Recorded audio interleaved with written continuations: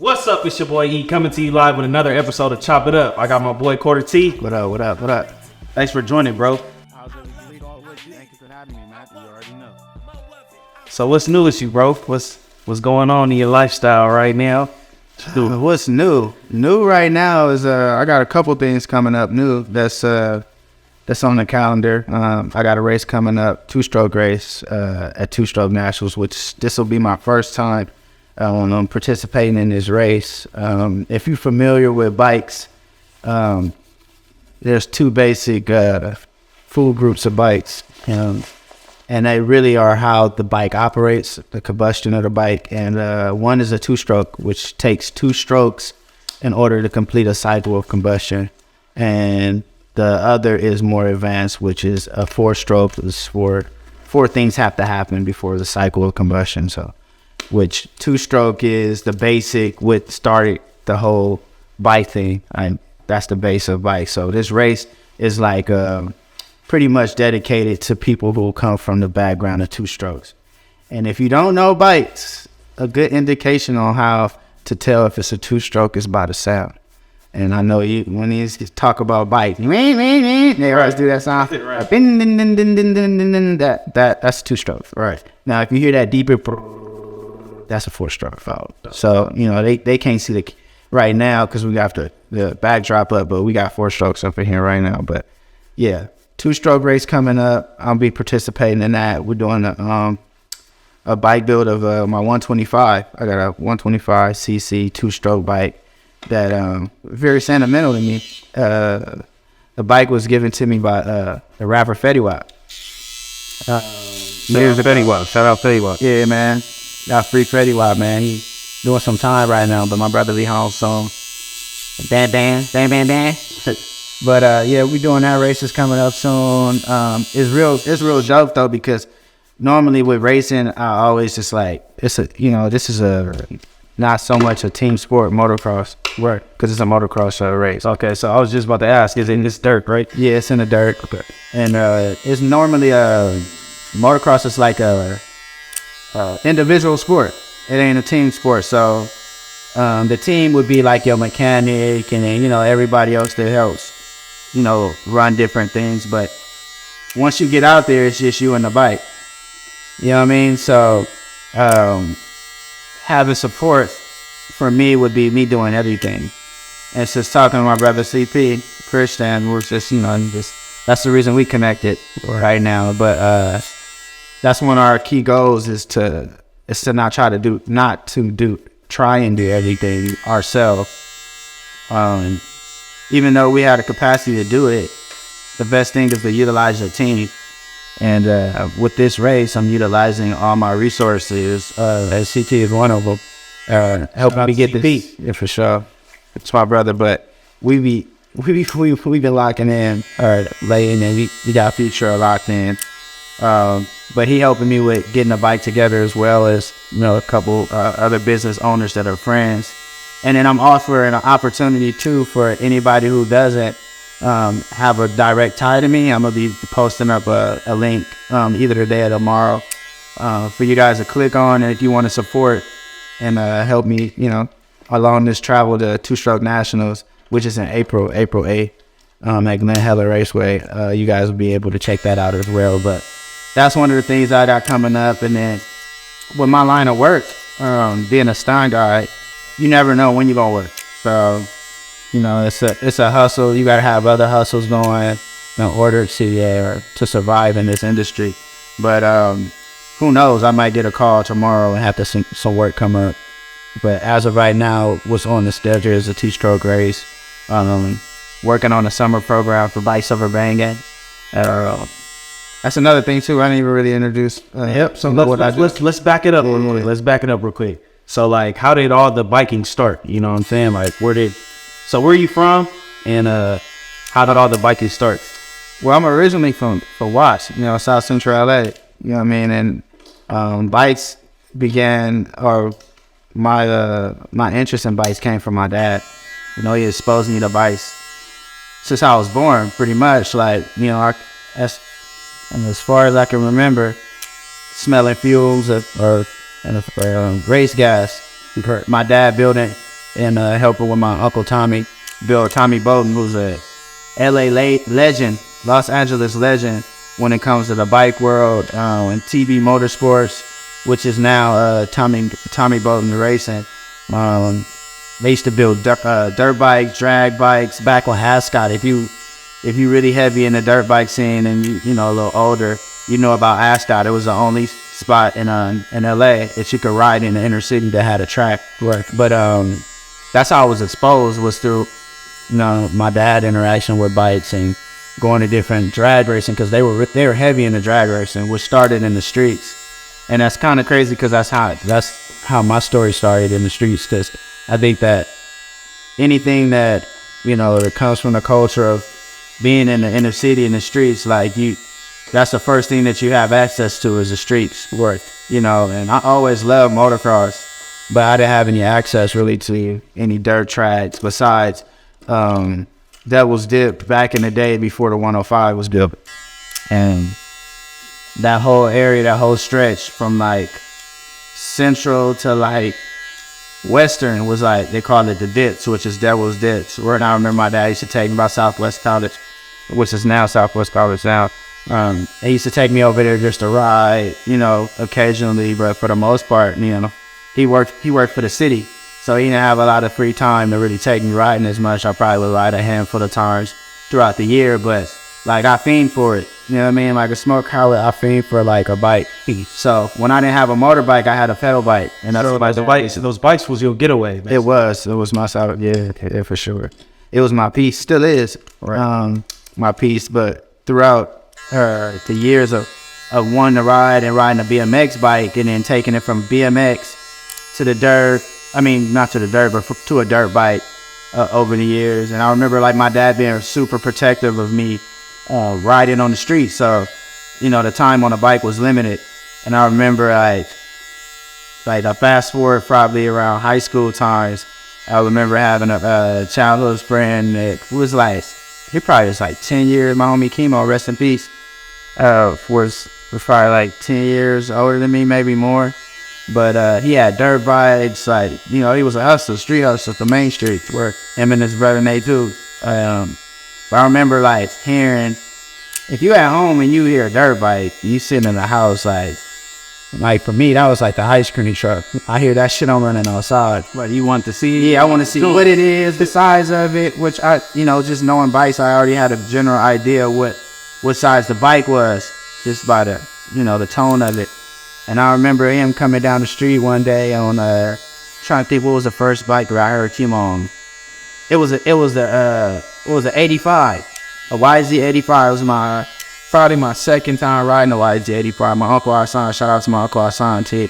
He got me my first 85 YZ80. It was a YZ80 at the time, but I remember Chemo riding that up and down the streets, and I would hear it faint, and then I hear it again, and I'm like, oh, I go outside. And then he's gone. I should pass by the block, and then I remember following the sound to his house and just standing on the corner watching him ride. And then I walked up on him like, yo, man, you got that YZ85 brand new, man. Like, like that shit hard. And he like telling me like, yo, you know how to ride? I'm like, yeah. You don't know how to ride? I'm like, yeah, man. Grab the clutch, shift it down first, and you let off slow, get on the gas and out of there. He like, you sure you know how to ride, man? Like, I'm like, yeah, man, let me ride. So I'm on his head.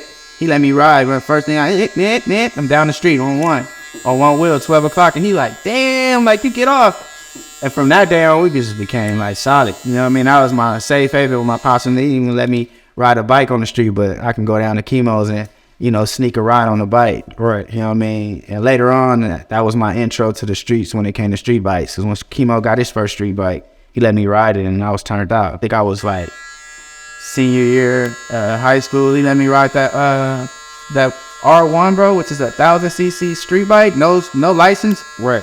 I'm a young 16-year-old rolling down Vermont doing 90 in first gear. Like, this is crazy. But so why is street bikes like so frowned upon then? Like, because this shit goes back way further. You know what I'm saying? Like, people been on these street bikes. Riding their dirt bikes in the street for a long time, but why is it so frowned upon now? For one, it's like it's more populated within a, because it's a culture. It's always been a culture of dirt bike. Niggas will bang they dirt bikes on the street, you know, pop some wheelies, have fun. But like now, it's a culture dedicated strictly to riding on the streets, popping wheelies, tricks, like. So when you think about something that has a lot of, or that's, I would say that's well populated, meaning there's a lot of people doing it now. Right. It gets like, I'm trying to think like the word to use that really like make people frown upon it, because there's so many bikes at one time. Right. And it's congested. It looks congested, I would say. And, you know, to them, it's loud noises. You guys are creating a ruckus, like, y'all, and they're just turning up in the streets. Right. So that's why it's frowned upon, and then it's dangerous. All right. You know, I do the shit. It's still, I mean, it's dangerous. I admit that it's dangerous, but I feel like the reason it is so popular, especially within the black community, and I won't even say black, but just in the urban community or minority community, is because it's extreme, and we in extreme environments, bro. So like, in order for that anything to make it or to resonate in somebody's head that comes from extreme, it has to be as extreme or more extreme than what we live in. And I think that the fact that it's more extreme than what we live in that case, like through the gangbanging, through all the extra other stuff that happen out in the streets, it's like you see a dirt bike popping wheelies, swerving through traffic, right, doing tricks. You like, ooh, you automatically gravitate to it. Like to it. That's a form of expression. Like it is. It's an art form, bro. Yeah. Like that's how we look at it. When other riders see other riders, like, you know, it's a salute once, and then after that, you studying. You know, I had like all the top riders that are riding now, bro. I've had, especially in LA. I can honestly say that like I've had encounters where everybody is nice right now on the streets because they study my stuff. Like, they study what I did with the culture, where I took it, and you know, and it's inspiration to them, and they inspire me too to keep it moving because I see so much art being expressed in their style of riding. I see so much passion being expressed in their style of riding, and I also see that like where I was with it. You know what I mean? Like seeing somebody doing what you used to do, it inspires me because it's like your expression is like you seeing somebody, you know, lay down a fresh cut, right, and you know what your hands is like. So it's like, you know, or what you would have did different, or, you know, so I think that that's the whole big reason that like it's so big and popular. But if you don't understand it, you're going to frown upon it because you're looking at it and not understanding it. And I think that like within it, it's illegal. Right. To ride a dirt bike on the street, right? You know what I mean? That's not registered or anything. And I think that people look at that and just like, you know, first thing is like, man, it's just criminals. You know what I mean? Like, right, we breaking the law. But what I can say is there's so much positive things that happen from that. And then like, it's just, I don't know, bro. It's a gift and a curse sometimes, you know, coming from that for me. But I always take advantage of the gift part and then try to extend it out to the culture so that, you know, we could continue to build on the positive note of what it is. Because, you know, for anything that I say that drawing somebody in and you put years of your life and time into it, I think that you're going to have passion behind it. And for me, I'm able to showcase my talent on the big screen now. You know what I mean? Like I'm able to show the hard work that I accumulated by riding in the streets, riding on the motocross track, riding on BMX, like all these different disciplines that I have from riding bikes, I'm now able to utilize them. And I think, you know, they showcase them and show the next generation what they can obtain within the culture of bike ride. Right. So this basically wasn't like something you didn't think that was gonna get so big. Obviously, this is something you love.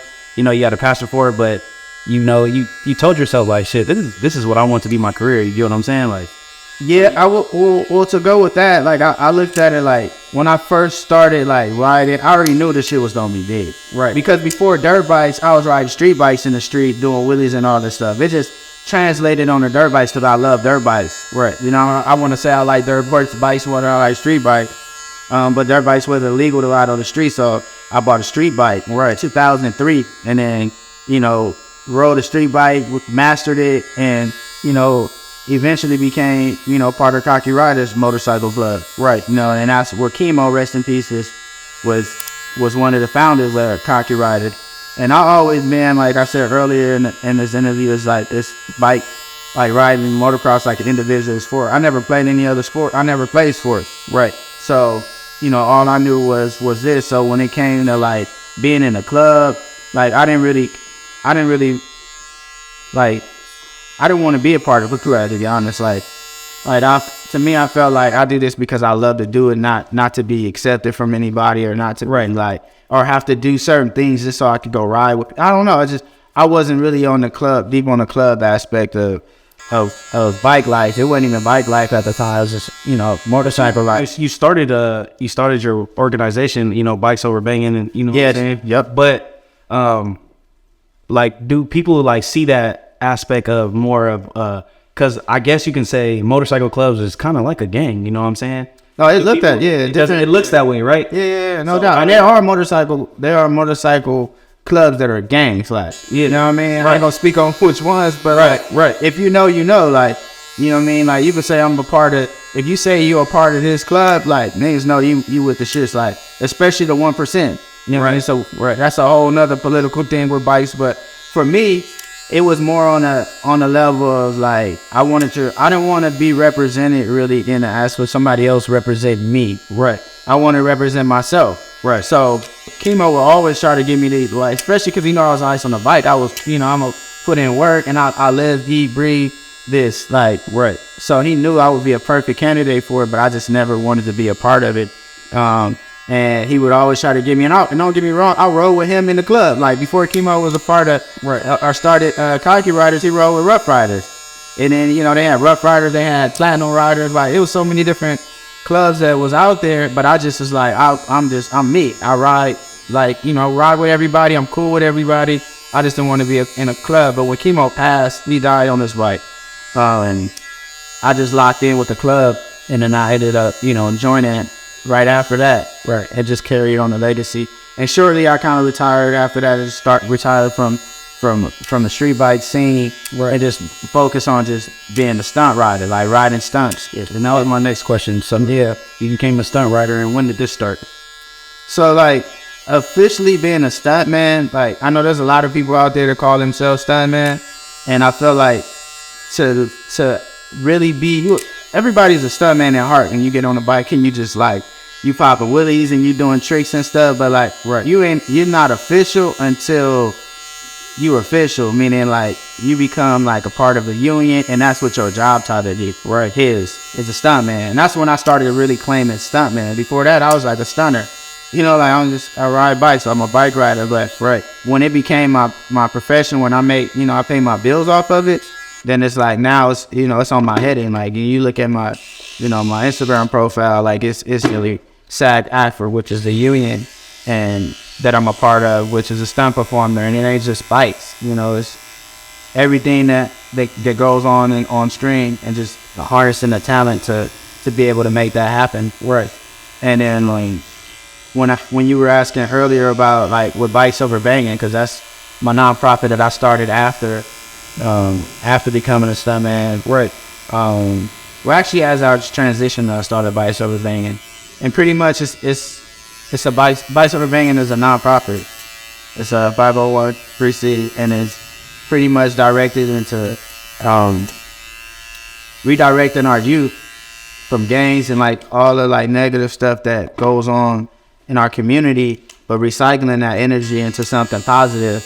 And that's bikes, like building bikes, riding bikes. And, you know, if I'm busy riding and building bikes, I'm not gonna be in the streets, right? Unless I'm on my bike, you know what I mean? Like, so that's what Bikes Over Banging was for me. Give kids an opportunity to express themselves, like not within gaming. You just, you know, you have other avenues, other avenues that they can come and express them as people. You know what I'm saying? Yeah. No, that's basically what it was. Like, you know, my dad exposed me to these bikes, and he gave me like he instilled a lot of things in me through the bikes. It showed me a lot of things that today are paying my bills. You know, So I wanted to be what I wish I had and what I did have as well. So what my dad gave me, I wanted to be that and more. So how could I do that? And that was Vice over Bane. You have a son, right? Yeah, I have a 6-year-old. And teaching him, you know, how to ride the bike, like what do you think he feels about, you know, this whole? Oh, he loved it. I mean, he already telling people he a stunt man. Like he go to school telling people that, you know, it is dope to watch him because I'm able to expose him earlier than I was exposed to a lot of the things and just to see where that's gonna end up. But I also don't hold that to him being like that's who he is. Like I know I influence him to be, but I always, you know, give him opportunities to do other things because I want him to be great at whatever he want to be, and I feel like he got to do something because I did it or because I'm telling him to do it. But all the resources and network that I have, I'm gonna pass it on to him, and he can do whatever he want with it. You know, he don't have to like, you know, I remember like, and the reason that I'm like that too, I think, is because I remember my dad telling me like years ago, like, yo, man, like when I was working a job that I was working, I was a car prep technician, and like that job, I was kind of like before it really got like popping for me, like he would tell me like, bro, you need something where you can get a, you know, for your future, for your family. This is before I even had my family. My pops would be like, yo, you need something with a, you know, retirement, something with like, you know, that you can really, when these bikes, what are you gonna do, you know, and like being in the aspect of what my dad saw when it came to bikes was like racing. And he like, yo, you ain't racing bikes. Like, you know, like it's like motocross, supercross, which starts when you like my son's age. Right. And then he would be like, yo, you know, that shit ain't gonna pay your bills, bro. Like you that time has come and gone. Cause like when he started preaching to me about, you know, that transition, it was like later, I was in my 20s, which is like, if you ain't in the prime of your career in motocross at that time, you know, 20s, bro, it ain't happening for you. Right. So I remember him telling me, and I'm like, yeah, I'm riding bikes, but I'm gonna do it a different way. You know, I remember him telling me like, yo, and there ain't really no different way. These are options. They're trying to get me to be like, you know, and I won't say he tried to give me a beat or something else, but he was wanted me to take the avenues that he knew so he could help me navigate through them. Like being working for the city, and I was like, that ain't me. I was like, I'm not about going to work and then being a weekend warrior, you know what I mean? Like, I want to ride my bike on the weekends if I can, or working all the time. Like, you want to invest your time. Yeah, utilizing all my time to making money for a company, or, you know, to retire, to be able to retire. Right. And if I make it to retirement, you know, through health and all the other things that goes on through life. And I was like, you know what? I want to live the way I want to live now and not have to wait. Obviously, you got to put in work to be like that, but like, you know, I didn't get the real like deep support from my pops until I actually didn't really need it in that sense. You know what I mean? Like until I already had a couple movies under my belt and he saw what I was doing, he was like, yo, you know, and then it was a different respect too after that. Like I noticed him telling me like, and I didn't notice, but like we had our, you know, our battles and our, you know, our talks and disagreements, but I think that like my success kind of showed, you know, like people go, like, all right, you want to show me, like don't just talk about it, be about it. Right. And that's what I did. And like to this day, like my dad retired and I'm able to move like he moved in a sense. You know, he'll call me like, I'm going on a trip, I'm doing this, can you make it? You know, and a lot of times I can't because, you know, I'm my own boss. Bro, I just got to make sure my finances is secure and make sure my home and family is good, but I'm able to move like he moves, and he retired, and I was like, this is what I wanted to show you that it was possible. Right. And, you know, he could appreciate that now, and I think that my son will be like that, but even sooner, not to show me because I already know, but he'll be able to utilize all his resources to live whatever life he want to live. Right. So I think that's a dope thing, bro, because basically it's like, that's like something that, you know, parents always tell your kids, follow your dreams, you know what I'm saying? Mm-hmm. But shit, when you follow your dreams, that shit is important to you because that shit can take you so much further than what, you know, people think, like following your dreams. Yeah, now I want to be stuck in like that aspect of life where you're like, damn, man, I wish I would have did something I love. Now I'm just doing something that I gotta go do to get, you know, I got responsibilities I gotta take care of, and I gotta do this, and this the only way I got to do it. Right. And you feel stuck. Right. And mentally that's hard. Like, and I remember being in that position, not so much because I didn't have my son until after I developed my career was right. That was always the plan. Right. And I thank God that, that plan I was able to actually get stable first before, Yeah, I mean, some people dealt different cars, bro, and they still make it, but Facts. I was able to do it that way, and I think that when it comes down to like following your dreams, right, like Nipsey, right, he didn't give up. That's the difference. Sorry, I didn't give up. Marathon. Yeah, and it's continuing for sure. Like with me, and it's gonna do that with my son and whatever he chooses to do. And even the kids I mentor, because I'm a mentor as well. Like with Bicycle Banging, that's what the ground root of it is mentorship and showing these kids that what they can do and how to do it. And my dad didn't have those. He didn't have those tools, and he didn't have the information to pass on to me to let me know what I could do. He only knew what he knew. You know what I mean? What he could do. And I always tell him I respect the fact that he was just trying to show me a better way, but from your point of view. And for me, right, it was like that's not what it is for me. Like I'm more on some, this is what life is, and it's gonna be what I want it to be. Right. And I think that now it's a lot of respect on it, and I'm just blessed, bro. I'm blessed to be able to do what I do and not take it for granted. I know that I could have easily, especially like I said, it being so dangerous. Plenty of times I could have died doing what I'm doing. I'd have had plenty of accidents and crashes and. Like I done broke both ankles at the same time. Like, I'm a crash dummy sometimes, but I think that that's what life is. We're learning from them experiences, and I learned a lot from the experiences. And now I don't have to do it so much the hard way because I got a lot of people who's been, I won't say a lot of people, but I have some people that's went through a lot of the things that I'm trying to do, especially when it comes to the industry of being a stunt man, where I ran into so many different and stunt men and start winning a color that, helped me today. And I think that when people ask me what's the biggest thing to being successful in the industry or film industry, it's really your network, bro. Like your network is your net worth. It's right. When it comes to this, like talking and being verbal and showing people what you can do, it's like you gotta have a full package. And to that topic, name some of the movies you like, been in. And the first movie that I was in that was like a big name movie was Straight Outta Compton. And then after Straight Outta Compton, I think that was like 2013, 2014 when we filmed it. Went in and I had like 2 years to just doing music videos and like establishing my name. And then I did Gemini Man, where I doubled Will Smith, was like one of I would say the biggest movie that I've done up until that point was like, Straight Outta Compton was like some riding, popping some wheelies like background, right? No big parts like that. But Gemini Man, like I double Will on a lot of his stunts, like a good percentage of his motorcycle stunts, along with my mentor Jay Lynch, who is like Hollywood's biggest black stunt man. One of them, like him, Clay Fontenot, JT Holt, like Chorus Night, like these are all like mentors of mine when it comes to the industry, right, of stunt performing.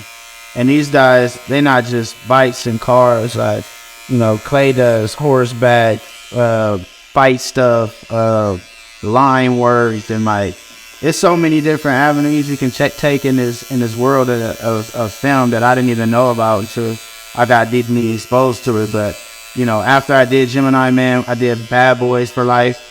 And then after Bad Boys, I did.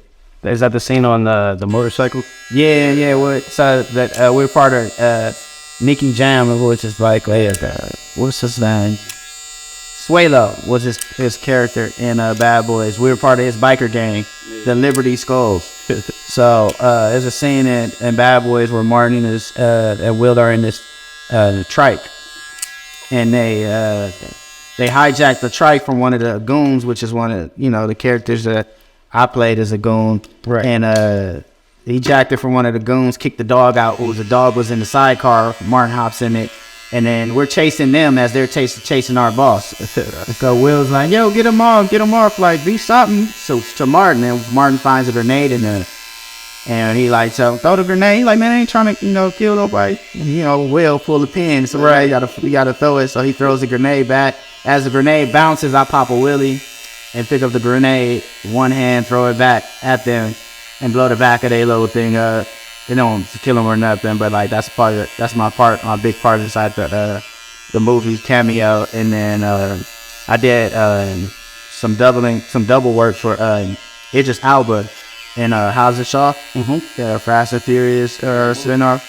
Yeah, so I double him. I was like wheeling around some corners, drifting, a bunch of stuff. That's where I met Clay Fontenot at, because he did a lot of the work too.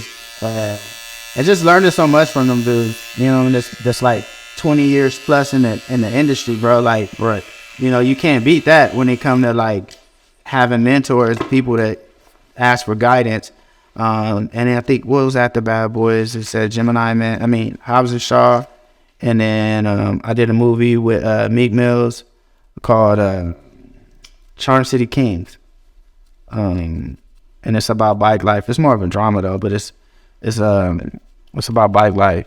And then what did we do after that? I want to say, I think I seen you Wakanda.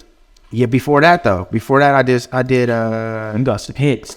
I did. That boy, Mother Android. You know Chloe Moritz. I ain't know. You know she is. You seen her though. She's in like that Tom and Jerry movie. Yeah. So I doubled Alfie is the actor on the bike. I did some bike work for him, and then I did most recent thing was Wakanda Forever, where I doubled Shuri on all the bike stuff. Yeah, that's crazy. Yeah, that's something. Yeah, it was, bro. Like, I want to say that I probably was the most nervous on that one. Like, all the other stuff, I had my little jitters and stuff, but like, I don't know, maybe because I'm such a fan of like the whole Marvel scene, and then I just knew what it meant, like cultural wise, to be representing the main American, the main character, and like that, you know. Shout out to everybody that worked on that movie too. Krista did a lot of the stunts on it, and I got to work alongside my mentor's daughter, who Brianna Lynch, is like a little sister to them in this work, and she's another big name in Hollywood when it comes to driving too. She's a stunt performer. She ride bikes too. She was in the first Creed, popping wheelies, and then she's been in numerous car stuff like what's that Taraji movie, Proud Mary. She doubled her in that, Batgirl, and then she did the first Black Panther. She drove the Lexus in that, and so she bad in the car. You don't really see a lot of lady stunt performers, do you? Especially female black leg drivers. You know, a big. She works a lot because of that. That's crazy. Because it's so rare, and then a lot of our people are starting to be on the big screen, so it's a need for our our presence to be there. Where before that, it was like, you know, they would be blackfacing. You know what I mean? But right now, in the industry now, you can't do that because we got a union, and that's part of the whole thing with the union. Right, you got to find somebody to, and that's what kind of got me in a position to do Black Panther too. Was that, you know, the politics that come with being in a union is that like there's, you know, obviously stuff that has to be that's delegated. Right. And Shuri is a female, black female, and they needed a black female stunt rider. Right. But all the stunts and stuff that they wanted are pretty extreme, and to find a female that can ride on this level was tough. So it was crazy because being on that set, like it was just like, I know your feeling was rushing like a motherfucker. Bro, they had us doing some stuff on that, and believe it or not, like everything that we did didn't even make the cut because the movie was so long and just you know. But like, I just remember like, you know, waking up early and like earlier than I have to, where I just, you know, I don't know. And it was definitely a life experience that I'll never forget being on that movie. And it took us a while because it happened in like right towards the end of the pandemic. Right. That they were, because they started shooting. So like, and they probably didn't they start shooting the movie before what's his name, Chad, what's his name? No, Chadwick. Yeah, he had died. He died before it. Yeah, before it. Rest in peace to him. Rest in peace, Chad. And that was another energy that was there. I was like, you know, like, so the movie felt more personal. Like it was like everybody felt Everybody did, and that was my first time working with Ryan Coogler too. Like, which like I worked with probably a couple black directors. Like I worked with F. Gary Gray. You know, shout out F. Gary Gray too, man. But every experience is different.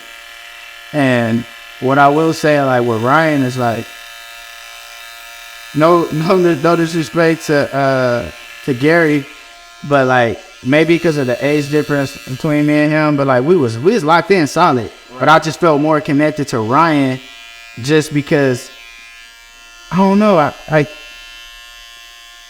it's hard to explain, man. Like when you work with somebody on a professional level, obviously, like especially to be doing like a Disney movie, a Marvel movie that's on that level, like right when you talking to like somebody who in charge, that's like the verbiage be different and like you know like everything on point. Yeah, but like when I work with Ryan, bro, like just on how he directed and how he talked, bro, he talked like how we talking right now. Right. Like in most cases, like so it kind of made you feel like he was at home, like yeah. Have this conversation. It was shocking in the beginning though. But it was shocking in the beginning, right? Because like when I work with Gary, like you know, and I'm not trying to compare the two, but I'm just showing the contrast of the difference. Like Gary was like, all right, so what we're gonna do here, you know, this is a scene where it's gonna be just like this, so I'm gonna need you know, like it was like, you know, like it was like straightforward. It was like, you know, it was direction for sure. Right. Like working with Ryan, it was different because like it was like talking to you, like I'm talking to somebody like Coogler is from Watt. I mean not from Watt, he's from Oakland, which is like I lived in Oakland for a while. Right. So when I worked him, you could tell he's from Oakland. Like he talked with his hands, like yeah, you know, he talking like bro, you know, like he like I don't know, he didn't really change up too much on his dialogue on how he talked to anybody. Like it's just like it was just rare for me in this industry to talk to him how I would normally talk and not have to like either dumb it down or like not expect for him to not know what I'm trying to say or expression. You know, like if you use certain words, certain people that ain't, you know, culturally aware of certain shit ain't gonna understand what you're saying. Like right. I feel like I could say certain things that he would know. Or he would say certain things and I would know. And it was just crazy working with him because I never seen it done like that before. And that should take you a long way too, especially like feeling comfortable around, you know. And I think that he's very comfortable about who he is and how he does his thing. Like, right. You know, like first time I meet him, what's up, bro? How you doing? You good? Right. Like, oh yeah, I'm good, bro. Like, and he like, yeah, so check it out. Look, this is what we're gonna do, right? So I'm thinking like, I'm like, oh shit, like listening to him.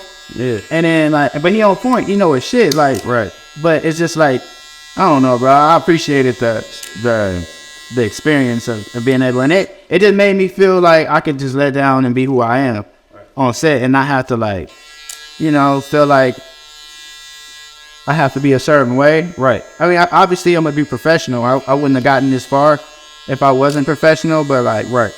Just being able to be organic of who I am. I mean, you know, that was a big thing. But yeah, Black Panther was like crazy working on, bro. Like, okay, to back it up a little bit more. So did you, out of all the movies that you named to me, like which one is the best one that you had the best time and you just enjoyed it the most? Like, and got that whole like, damn, like I really got to show out in this shit. You know what I'm saying? If you can name one, which one is it? I mean, it's Bad Boys and Panther, because Panther, like, I got to show out a lot, and it's on a bigger plate, like a bigger platform, I think. Right. But Bad Boys, I think, was like, I had the most fun because like Bad Boys was based around like the culture of bike life. Right. So I really just was there doing what I normally do. Like that was, you just showed up to work. Yeah, I just showed up to work. Like, you know, all right, I'm gonna pop some wheelies. There's gonna be some shit exploding, blowing up. Like, and I was with the homies. Like, that was like, you know, shout out to homie Willie Wayne and Cliff too. Like, they was there. Jay Lynch obviously was there. And then who else? Shout out Shamar, like Parker. Like, we like it, like that cast a group of guys. Like, it was crazy, bro. Like, being able to be there with some dudes that I met in the streets, bro, and we doing movies, like, you know what I mean, like I think that probably was the one I had the most fun on, and like the experience just like was crazy, bro. Like it was a scene in Bad Boys. I'm trying to remember. Did they keep it in or not? I think they did. I think Cliff Park's in there, but me and Cliff, they both act there as me and Cliff. Like, are you guys comfortable with shooting guns while like popping willies? We both looked at it. We both looked at each other like, dude, that's our dream. Like, what? And I had a Mac 10. I had a Mac 10. I forgot what Cliff had. So, bro, and this is like over the last year and a half since that what's his name? Alec Baldwin? That's the dude that killed somebody, right? Yeah. So on set, since that happened, like they ain't really been using no live rounds and that. It's like absolutely have to. But like before that, they was actually busting shit. Like, yeah, hell yeah, bro. They did was blanks. Load them up with blanks, like. So that motherfucker's making a sound and everything. What you mean, bro? It had everything besides tearing some shit apart. Like, that's crazy. Like, bro, me and Stick Clip, bro, I ain't gonna lie, bro. We was so juiced. Like, if I was to call him right now, he gonna like, bruh, cause he from Atlanta too. Touchy ass nigga, bro.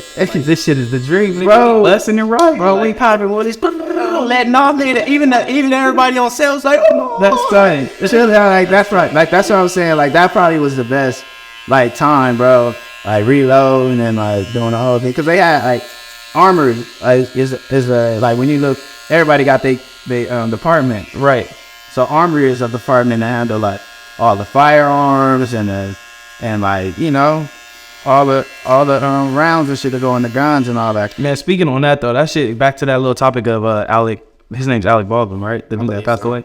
No, he didn't. No, Alec. Who was the guy that got killed on set with the gun shit? No, Alec Baldwin was the person that killed the person. Okay, yeah, he is the main actor, and he had a gun and had a live round. That shit got to be set up, bro, or something. Like somebody put something in there. Yeah, because like even there, like I just said, that's somebody's job, right? Right. That's armory. Right. Armory is in charge of like that shit is supposed to be checked before the whole game. Bro, and they real anal about that. Like when it comes to like that whole thing, like each time that we shoot, right? Like they say, all right, ready, and all right, before we go to like action, like all right, it's okay. Cortel at Mac 10 going live rounds, right? They reported on the walkie. Okay, this time everybody we're going with live rounds.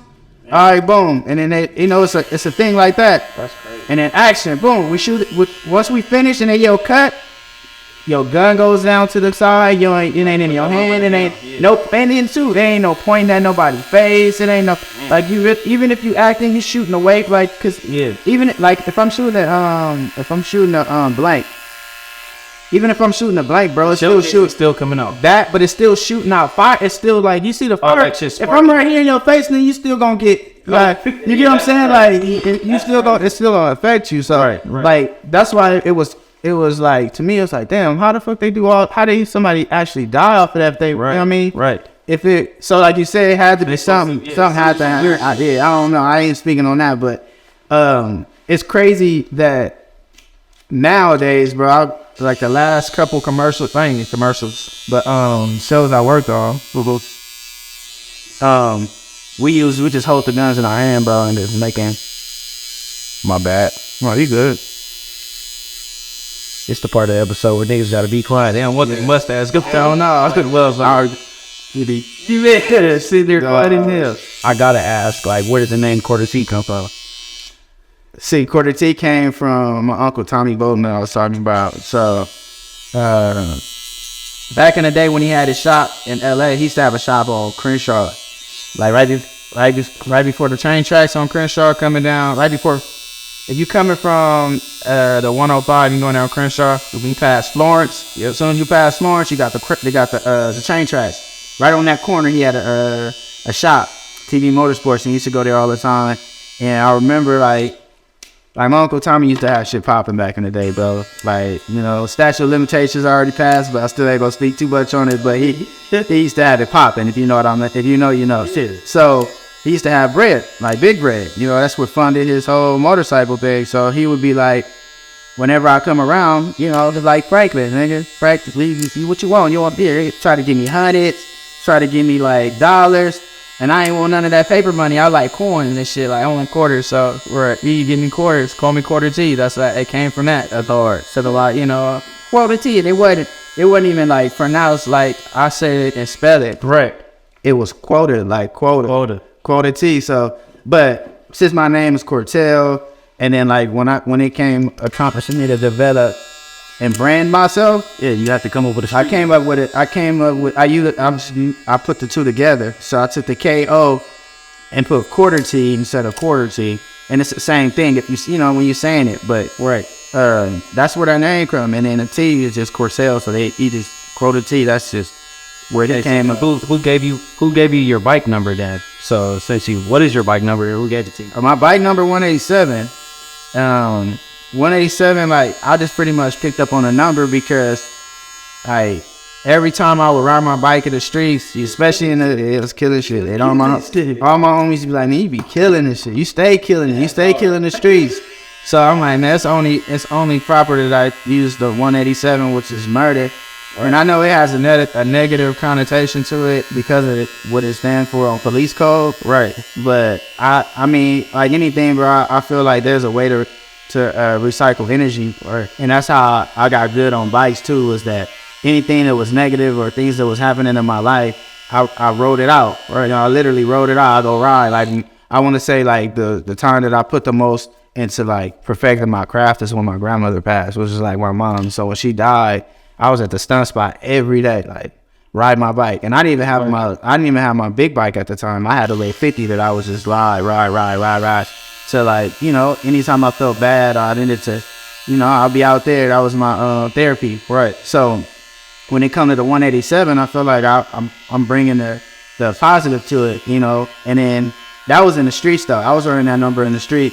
And then once I like graduated to being able to have enough finance to find myself in the dirt, to make it to the track and be able to pay for the track, buy the gear. And, you know, it's like, it's expensive. It's a sport. You know what I mean? It ain't as lucrative as a team sport. Right. Because it's not as popular. So when I got to the dirt part of it, one of my OG homies already was running 187. My homie Frank Braves. He was running in 187 since I could remember, and I'm like, shit, I'm about to cross over and start riding in the dirt, and I know that's gonna be my crew I run with. So I remember hitting them up and like, hey yo, I'm running 187 in the streets. What's up, man? Like, you know, I'm about to come to the dirt. Right. And I remember Frank telling me, like, hey homie, if you gonna run that shit, Oh me. you better run that shit. So I'm like, all right. He's like, yeah. He's like, I'm gonna change my number anyway, Korta T, because that number ain't really gave me too much good luck. Like, he like, but I know you gonna do what it do. So that's where that 187 came from. When he see this shit, he gonna whoop your ass. It's all good. No, that's the thing. He expect for me to be that. That's right. He expect that because you know what? If I come around him and I'm not talking shit or I don't think something wrong. Right. So yeah, it's expected, man. But no, that's one of the OGs, bro, that I always had respect for. That I didn't even. It's funny though because I met him through the bike thing. I didn't even meet him through the streets. Like, right. I ain't really know too much about his street cred and what how he got out in the streets till later on. Right. And it was through mutual people that I knew in the streets as well. Like I mentored one of his little homie sons, from Compton. Right. And that's how I really kind of, got to know him. And not to know Frank, but his little homie. It's through him because his son mentor his son, but he don't really know me. Like I mentored his son through his mom. Right. And I met him. He looking at me like, what's this man? Teaching my son, but why? Like, why is he? You know what I mean? Not in a super negative way, but you like, what is it? Especially coming from where we come from, you like, what's the motive? Right. You know what I'm saying? What's the MO behind this? Right. And I remember him kind of like having a standoffish kind of like, towards me. And I'm like me, I already know what it was. So I just like, whatever, bro. Like, I'm going to keep doing what I'm doing, bro. And if you'll eventually see who I am and what I'm about. Right. And I remember like when he finally came around to like really hollering at me and talking to me and I think it was a lot to do with who I was involved with. Like my like my reputation in the streets and then my involvement with different people. And I think that that's like the name Bites Over Banging came from where, you know, my environment where I put Bites Over Gang Banging because like where I'm from, and they like, that's just what it is, bro. And my dad told me like if I want to continue to ride bikes and do what I do, my nigga, you can't get wrapped up in the bullshit though. Right. But I mean, I ain't gonna say that I ain't never been around it like that, but because I grew up in it, you know, I had homies and shit, but my homies saw a lot of potential in me and was like, they wouldn't even let me, you know what I'm saying, go down that route. So they'd be like, hey, yo, nah, you need to, you know what I'm saying, stay on this. You know what I mean? I was Lil Ricky with the football, but you know what I mean? I had the bike instead, you know? So they would be like on that tip. So when it came down to like me meeting meeting the dad, it was like his big homies already have told him about me. Right. Like, oh, Dad, you got Korta T teaching your son? Like, oh, that's, you know, that's dope. That's my little homie. Like, I used to, you know, ride, because like Chemo, my homie Milo, G, who else? I said Chemo. It was a Gino, Gino Cat from Bonnie Hunters. Like, I had so many different big homies, bro, that was like, they was Bites Over Banging before I even had the name, bro. Right. Like, there's from different hoods, but Bites connected them. You know, and being from Cocky Riders, like, that Friday was one of the hoodest, like, motorcycle clubs from, like, you know what I mean, influence from the east side, everywhere, from different hoods coming along to ride together, you know what I mean? Right. And I took that same passion and married it into a program, you know what I mean? Like, a nonprofit to where now it's helping kids, it's helping adults, it's helping, you know what I mean, as many people as I can. And I think the only thing with Bites Over Banging is just having more support and, you know, having people come and like really seeing what we're about and help contribute. Right. And I think that people see my success and think that, oh, Bites Over Banging is popping. And it is, don't get me wrong, but we got a long way to go to get to where it really needs to be. And right now, that's what we're working on. Yeah, CP just sat down a couple weeks ago, and you know we're working on that summer program this year to get some more kids involved and to like taking it to the next level. Because before it was just out of my own pocket and whatever donation. So now I'm asking for more help so that we can do more. Because this is a time like right now, especially that the culture is so big with bikes and you know, like you said, it's frowned upon. And I need to be able to show the positive side on what we doing with this, and not just what they see in the news and what they see, you know, all these bikes is just taking over the streets and like, you know, we don't have nowhere to go. Right. I'm with the movement, bro. And I'm gonna also be there, you know, to help you guys, you know. Yeah, for sure, bro. Like, no, I appreciate it, bro. I'll even, you know, cut the kids, whatever I gotta do, man, to make this whole thing I appreciate it, bro. Like that. To me, I already knew it was that when CP introduced me to you, like, it told me what you was about and what you was doing. You, Wali, like, he already expressed that to me, and I take his word on it. And then obviously y'all following up with the actions. I mean, you see what we doing right now. Right. So, I mean, it's just the beginning of what we doing. But like I said, the biggest part to me, and when people ask me, like, you just asked me for a list of movies, right, that I was in. And I'm proud of that, bro. Like, I'm proud that I have that to represent, but I'm more proud of the program and what I did to help these kids, bro. Like, you know, they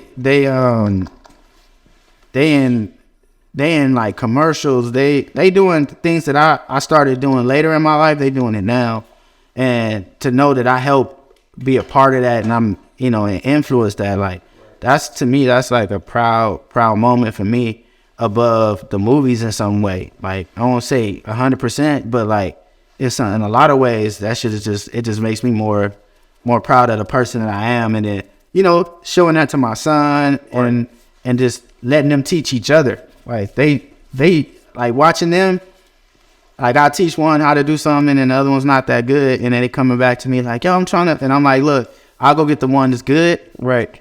And I'll be like, hey, look, go work with him and get him right, bro. Like, you know, like, it's not like I taught him, and I'm not like throwing my hands up at him, but right, it's like, this is what I'm trying to help you prepare yourself, because as we get older and we start to advance ourselves in life, That nigga like that. You know, y'all see y'all saw. We gonna have to rewind and see what I looked like before. But yeah, Nah, man. Shout out to you though, bro. Appreciate Get it, up out of here, and thank you for coming on here, man. That was like dope to me, man. I'm glad I met you. Nah, thanks for listening, man. And you know, we're gonna continue to grow with this, and Most definitely. We got a lot more to talk about after this. oh yeah, for sure. Y'all can stay tuned. Maybe Shout out to my boy Wali.